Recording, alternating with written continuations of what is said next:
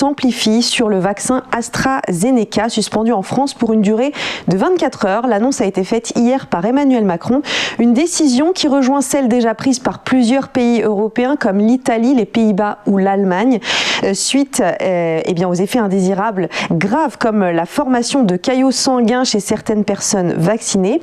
Un avis sera rendu aujourd'hui par l'Agence européenne des médicaments sur l'opportunité de continuer à utiliser le vaccin britannique.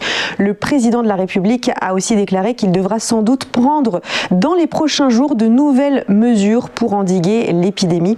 J'ai demandé au gouvernement de travailler pour que dans les prochains jours nous puissions redonner de la visibilité à nos concitoyens, a-t-il ajouté, plaidant pour des décisions adaptées et proportionnées. Deuxième actualité marquante, le départ forcé d'Emmanuel Faber, patron de Danone à la tête du groupe depuis 4 ans. Alors s'il a permis de renforcer l'image sociale de l'entreprise, il lui a été reproché son manque de gouvernance. En dirigeant d'une main de fer, négligeant souvent le dialogue avec ses collaborateurs, Emmanuel Faber a perdu le contrôle, le contact avec son conseil d'administration et malgré ses tentatives de négociation, aucun compromis ne lui aura permis de garder son poste pour le succéder. Eh bien, c'est Gilles Schnepp, ancien patron de Legrand, qui prendra donc la présidence de Danone. Enfin, direction le Japon, où le gouvernement Biden a débuté sa première grande tournée diplomatique en Asie. Le secrétaire d'État américain Anthony Blinken et celui de la Défense Lloyd Austin sont venus rassurer Tokyo sur son alliance avec Washington.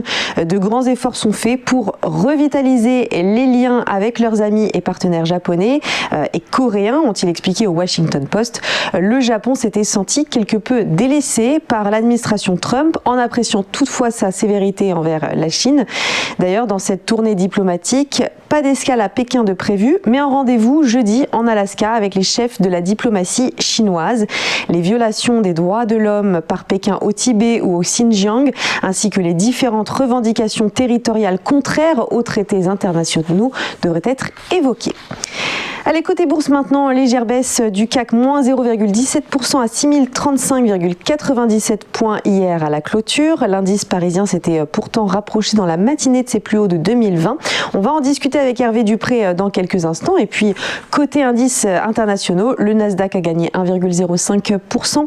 Le Nikkei a atteint 29 921,09 points et l'Eurostoxx a très légèrement baissé de moins 0,09% à 2080,20 points. Tous ces indices internationaux que vous pouvez évidemment retrouver sur notre site tvfmedia.fr qu'on voit à l'écran sur la page d'accueil évidemment. Dans quelques instants, le ChronoCAC.